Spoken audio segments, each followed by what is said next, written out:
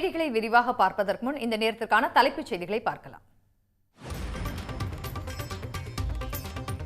NEET தேர்வில் ஆதி முதல் அந்தம் வரை பணம்தான் விளையாடுகிறது. மராட்டியத்தில் நடைபெற்ற முறைகேட்டை சுட்டிக்காட்டி முதலமைச்சர் மு க ஸ்டாலின் கண்டனம்.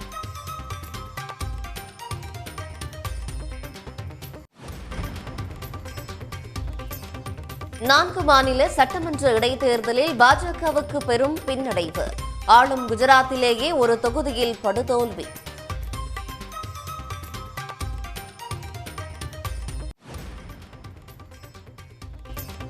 போதைப் பொருள் பயன்படுத்திய வழக்கில் நடிகர் ஸ்ரீகாந்த் கைது. நுங்கம்பாக்கம் காவல் நிலையத்தில் போலீசார் தொடர்ந்து விசாரணை.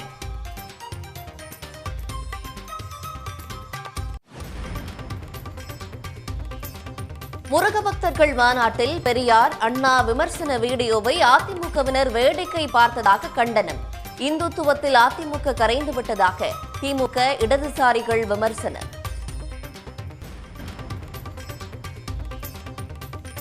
முருகர் மாநாட்டை தொடர்ந்து RSS நூற்றாண்டு விழாவில் அதிமுகவினர் பங்கேற்பு. மோகன் பகவத்திற்கு முருகன் சிலையை SP வேலுமணி பரிசளித்ததால் சர்ச்சை.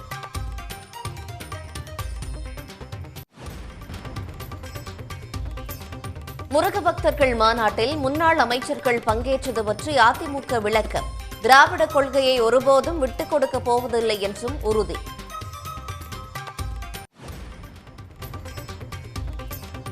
சேலம் மேற்கு மாவட்ட பாமக செயலாளர் பதவியில் இருந்து சதாசிவம் நீக்கம்.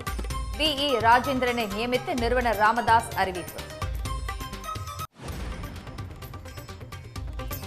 தமிழ்நாடு முழுவதும் 55 IAS அதிகாரிகள் இடமாற்றம். திருச்சி, மதுரை உள்ளிட்ட 9 மாவட்ட ஆட்சியர்களை மாற்றம் செய்தும் உத்தரவு.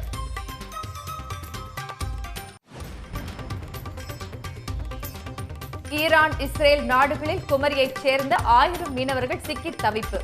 அனைவரையும் பத்திரமாக மீட்க ஒன்றிய அரசிற்கு மீனவ அமைப்புகள் கோரிக்கை.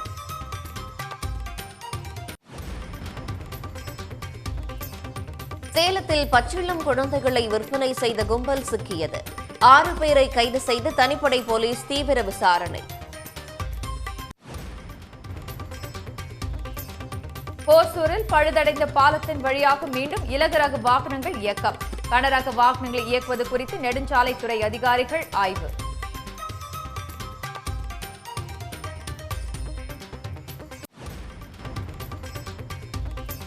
மாமல்லபுரத்தில் தேசிய அளவிலான அலைச்சறுக்கு போட்டி. பல்வேறு மாநிலங்களிலிருந்து வீரர்கள் பங்கேற்பு.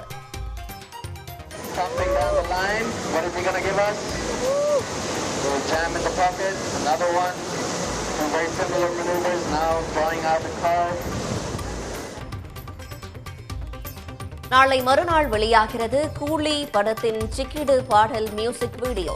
அனிருத் இடம்பெற்றுள்ள காட்சியை வெளியிட்டு சன் பிக்சர்ஸ் அறிவிப்பு. குஜராத், கேரளா உள்ளிட்ட 4 மாநிலங்களில் 5 சட்டமன்ற தொகுதிகளுக்கு நடைபெற்ற இடைத்தேர்தலில் 4 தொகுதிகளில் பாஜக தோல்வியடைந்துள்ளது.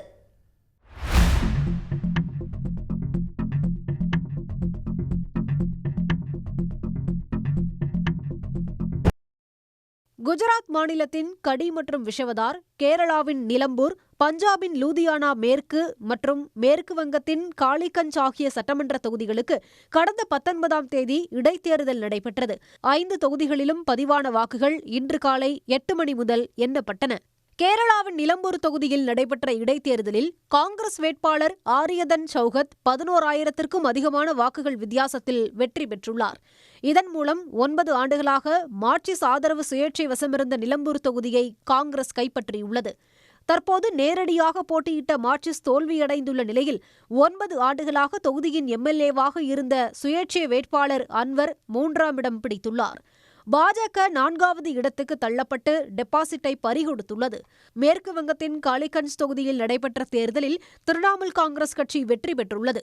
பஞ்சாபின் லூதியானா மேற்கு தொகுதிக்கு நடைபெற்ற இடைத்தேர்தலில் ஆளும் ஆம் ஆத்மி கட்சி வெற்றி பெற்றுள்ள நிலையில் காங்கிரஸ் கட்சி 2ஆம் இடமும் பாஜக 3ஆம் இடமும் பிடித்துள்ளன.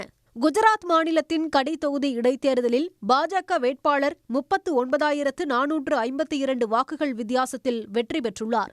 அதே நேரத்தில் குஜராத்தின் விஷவதார் தொகுதிக்கான இடைத்தேர்தலில் ஆம் ஆத்மி வேட்பாளர் இட்டாலியா கோபால் 17,554 வாக்குகள் வித்தியாசத்தில் வெற்றி பெற்றார். ஒட்டுமொத்தமாக இடைத்தேர்தல் நடைபெற்ற 5இல் 4 தொகுதிகளில் பாஜக தோல்வியை தழுவியுள்ளது. தனது கட்சி கொடியில் அண்ணாவை மாற்றிவிட்டு அமித்ஷாவை வைத்துவிட்டது அதிமுக என்று திமுக அமைப்பு செயலாளர் RS பாரதி காட்டமாக கேள்வி எழுப்பியுள்ளார்.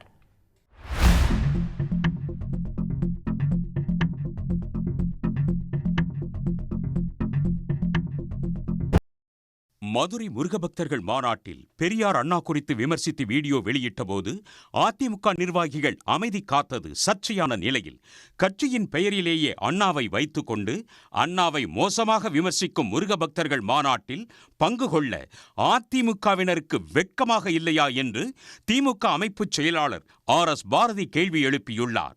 அண்ணாவின் பெயரை காப்பாற்றுவதை விட தங்களின் சொத்துக்களை காப்பாற்றுவதே முக்கியம் என அதிமுகவினர் நினைத்துவிட்டதாக கடுமையாக சாடியுள்ளார்.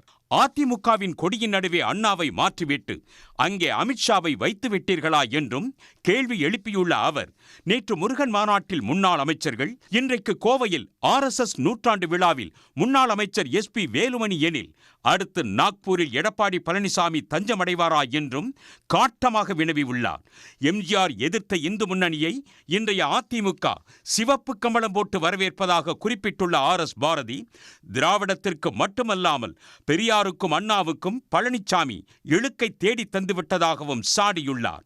பழனிசாமியின் துரோகத்திற்கு 2026 தேர்தலோடு தமிழ்நாட்டு மக்கள் முற்றுப்புள்ளி வைப்பார்கள் என்றும் RS பாரதி தனது அறிக்கையில் குறிப்பிட்டுள்ளார். மதுரையில் நடைபெற்ற முருக பக்தர்கள் மாநாட்டில் பெரியார் மற்றும் அண்ணாவை விமர்சித்து வீடியோ வெளியிடப்பட்டதற்கு பல்வேறு தரப்பில் இருந்தும் எதிர்ப்பு எழுந்த நிலையில் அண்ணாவை அவமதித்ததை தவிர்த்திருக்கலாம் என அதிமுக முன்னாள் அமைச்சர் ராஜேந்திர பாலாஜி கூறியுள்ளார். இந்த நிலையில் பெரியார் அண்ணாவை விமர்சித்த வீடியோவை தான் பார்க்கவில்லை என பாஜக மாநில தலைவர் நயினார் நாகேந்திரன் மழுப்பலாக பதிலளித்துள்ளார்.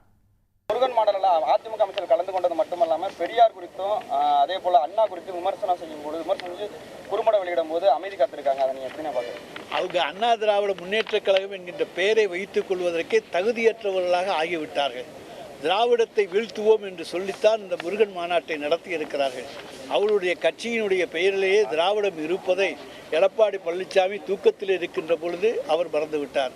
மற்றவர்களும் இன்றைக்கு மறந்துவிட்டு பாரதிய ஜனதாவினுடைய கொத்தடிமைகள் நாங்கள் என்பதை அவர்கள் இன்றைக்கு நிரூபித்திருக்கிறார்கள்.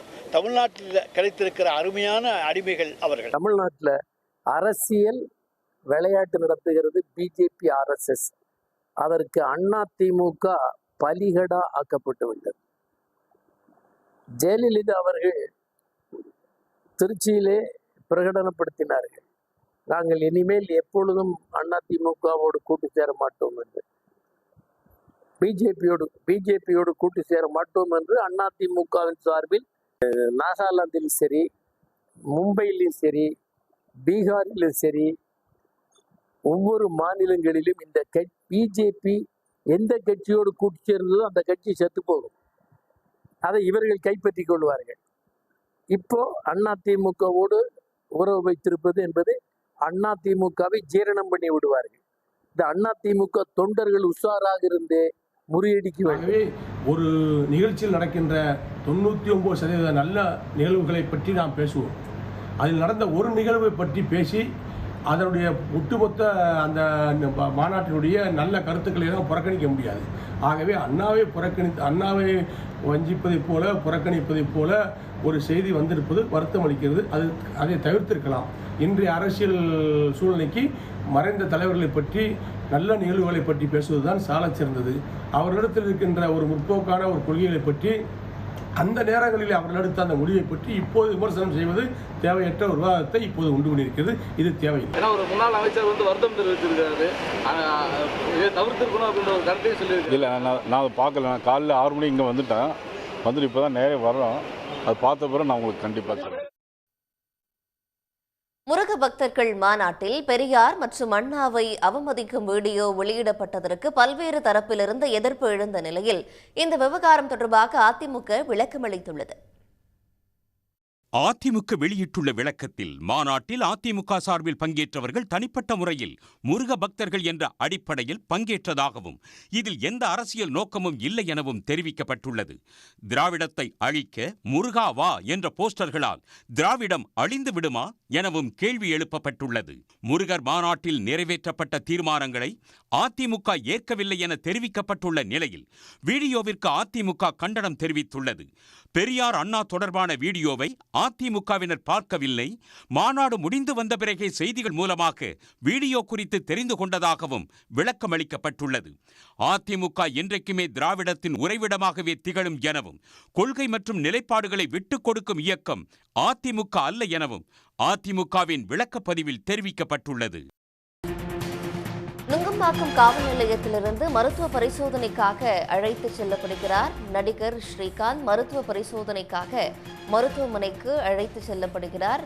நுங்கம்பாக்கம் காவல் நிலையத்திலிருந்து மருத்துவ பரிசோதனைக்காக நடிகர் ஸ்ரீகாந்த் அழைத்து செல்லப்படுகிற அந்த காட்சிகளை பார்க்கிறோம். நீதிமன்றத்தில் ஆஜர்படுத்துவதற்கு முன்பாக அவருக்கு மருத்துவ பரிசோதனை மேற்கொள்ளப்படுகிறது. இதற்காக மருத்துவமனை பரிசோதனைக்கு அவர் அழைத்து செல்லப்படும் அந்த காட்சிகளை பார்க்கிறோம். போதைப் பொருள் பயன்படுத்திய அந்த புகாரின் பேரில் அவர் கைது செய்யப்பட்ட நிலையில் தற்போது மருத்துவ பரிசோதனைக்காக அழைத்து செல்லப்படுகிறார். விவரங்களோடு செய்தியாளர் சதீஷ் இணைக்கிறார். சதீஷ், என்னென்ன ப்ரொசீஜர்ஸ்? கண்டிப்பாக போதைப் பொருள் வழக்கில் நடிகர் ஸ்ரீகாந்த் இடம் போலீசார் விசாரணை நடத்தி வந்தனர் காலையில் இருந்து என்பது குறிப்பிடத்தக்கது. இந்த நிலையில் அவரிடம் ரத்த பரிசோதனையானது எடுக்கப்பட்டு அந்த ரத்த பரிசோதனையில் அவர் போதைப் பொருள் உட்கொண்டார் என்பதை போலீசார் மருத்துவமனையில் ஆய்வு உறுதி செய்த பிறகு போலீசார் அவரை கைது செய்தனர். சுமார் அவரிடம் 10 மணி நேரமாக போலீசார் விசாரணையானது நடத்தி வந்த நிலையில் அவர் யாருக்கெல்லாம் அவர் வாங்கிய போதைப் பொருளை விற்பனை செய்தார் அல்லது போதைப் பொருளை பயன்பாட்டுக்கு கொடுத்தார் போன்ற அனைத்து தகவல்களையும் போலீசார் விசாரணையாக கேட்டறிந்தனர். தற்பொழுது அவரை நீதிமன்றத்தில் ஆஜர்படுத்துவதற்காக போலீசார் கீழ்ப்பாக்கம் அரசு மருத்துவமனைக்கு மருத்துவ பரிசோதனைக்காக அழைத்து சென்றுள்ளனர்.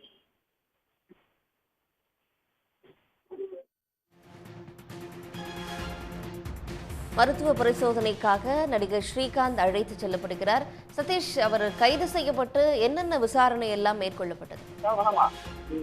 கண்டிப்பாக நடிகர் ஸ்ரீகாந்த் அவர்கள் போதைப் பொருள் உட்கொண்டதற்கான மருத்துவ பரிசோதனையானது உறுதி செய்யப்பட்ட நிலையில் அவர் யாரிடம் இருந்து வாங்கினார் என்பதெல்லாம் அவரிடம் கேட்டறிந்த பிறகு குறிப்பாக அதிமுகவின் முன்னாள் நிர்வாகியான பிரசாத் மூலம் அவர் பிரதீப் என்கிற நபருடன் அறிமுகமாகி பிரதீப்பிடம் அவர் இந்த போதைப் பொருளை வாங்கி உட்கொண்டது விசாரணையில் தெரிய வந்தது.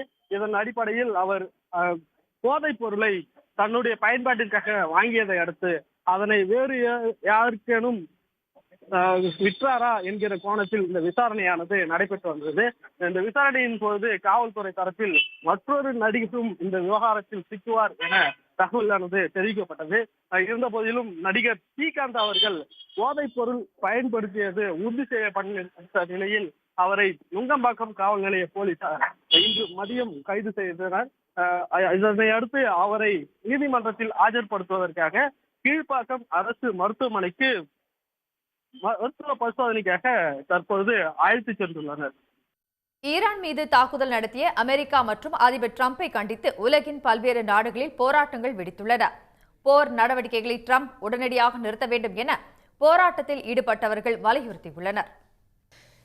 இஸ்ரேல் ஈரான் இடையிலான மோதல் தீவிரமடைந்து வரும் நிலையில் ஈரானின் அணு உலைகள் மீது அமெரிக்கா தாக்குதல் நடத்தியது உலகம் முழுவதும் பதற்றத்தை ஏற்படுத்தியுள்ளது. ஈரான் மீதான தாக்குதல் குறித்து டிரம்ப் பெருமிதம் தெரிவித்து வரும் நிலையில் வெள்ளை மாளிகை அருகே போராட்டத்தில் ஈடுபட்டவர்கள் பொய்களின் அடிப்படையிலான போரை ஏற்க முடியாது என முழக்கமிட்டனர். அமெரிக்காவின் நியூயார்க்கில் நூற்றுக்கணக்கானவர்கள் திரண்டு போராட்டத்தில் ஈடுபட்டனர். அப்போது டிரம்புக்கு எதிராகவும் ஈரானுக்கு எதிரான போரை நிறுத்த கோரியும் அவர்கள் முழக்கங்களை எழுப்பினர். அமெரிக்க அதிபர் டிரம்ப் ஒரு போர் குற்றவாளி என்றும் அவர்கள் குற்றம் சாட்டினர். கனடாவின் டொரண்டோ நகர் அமெரிக்க தூதரகம் முன்பு போராட்டத்தில் ஈடுபட்டவர்கள் பாலஸ்தீனியர்களுக்கு எதிரான இன அழிப்பில் ஈடுபடும் இஸ்ரேலுக்கு ட்ரம்ப் ஆதரவளிப்பதாக புகார் கூறினர். இன்னொரு போரை உலகம் எதிர்கொள்ள முடியாது என்றும் அவர்கள் கவலை தெரிவித்தனர்.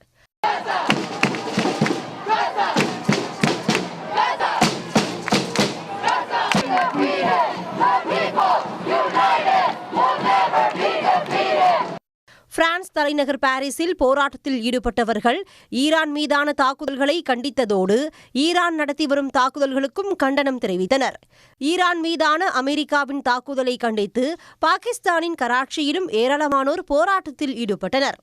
உலகம் முழுவதும் அமெரிக்காவின் நடவடிக்கைகளுக்கு எதிரான போராட்டங்கள் தீவிரமடைந்துள்ள நிலையில் உலகம் முழுவதும் உள்ள அமெரிக்கர்கள் எச்சரிக்கையுடன் இருக்க வேண்டும் என்றும் பயணங்களை கவனமாக திட்டமிட வேண்டும் என்றும் அமெரிக்க வெளியுறவுத்துறை அறிவுறுத்தியுள்ளது. இஸ்ரேல் ஈரான் நாடுகளில் சிக்கியுள்ள மீனவர்களை பத்திரமாக மீட்க வேண்டும் என அவர்களது குடும்பத்தினர் கண்ணீர் மல்க கோரிக்கை விடுத்துள்ளனர். எங்க பகுதியிலிருந்து கன்னியாகுமரி மாவட்டத்திலிருந்து பக்கத்து மாவட்டங்கள் திருநெல்வேலி, தூத்துக்குடி போன்ற மாவட்டங்களிலிருந்து 1000க்கும் மேற்பட்ட மீனவர்கள் அங்கே வந்துட்டு இருக்கிறாங்க. இந்த மக்கள் ரொம்ப பயந்து போயிருக்கிறாங்க. அங்கே இருந்து உள்ள மீனவர்களுடைய குடும்பத்தினர்கள் இங்கே எங்களை காண்டாக்ட் பண்ணும்போது அவங்க குண்டு வெடிப்பு நடக்கிறதுனால எங்களுக்கு என்ன ஆகுமோ ஏதாகுமோ தெரியாமல் ஒரு பதட்டத்தில் இருக்கிறாங்க. அதனால இந்த அரசு உடனடியாக தலையிட்டு போர்க்கால அடிப்படையில் இந்த மீனவர்களை மீட்டு நம்ம தாய்நாட்டுக்கு கொண்டு வரணும். என் மகன் பேர் எல்ரோயின். அவன் போய் இப்போ 1 வருஷம் ஆகுது. அவன் சீக்கிரமா வரட்டும்னு எனக்கு அவனை விட்டா எனக்கு யாருமே இல்லை. அவனை எப்படி இந்த அரசாங்கம் எனக்கு மீட்டு தரணும். எனக்கு ஹஸ்பண்ட் ஈரான்ல போயிருக்காங்க. ஆனா இப்ப 1 வாரமா எந்த நெற்றுமை கிடைக்கல, ஒரு போன் கால் இல்லை. அவங்க எப்படி இருக்காங்க, சாப்பிட்டாங்களா, நல்லபடியா பாதுகாப்பா இருக்காங்களா, பாதுகாப்பான இடத்துல இருக்காங்களா, ஒண்ணுமே எங்களுக்கு தெரியல. ஆனா ஒரு லோக்கல் கார்டில் இருந்து நேரத்துக்கு எனக்கு ஒரு ஃபோன் வந்தது. அப்போ நான் கேட்டப்போ அவங்க சொன்னாங்க, உங்களுக்கு ரொம்ப பயமா இருக்குது, எப்போ பார்த்தாலும் குண்டு வீச்சா இருக்கு. அண்மை செய்திகளுக்கு தொடர்ந்து இணைந்திருங்கள் சன் நியூஸுடன்.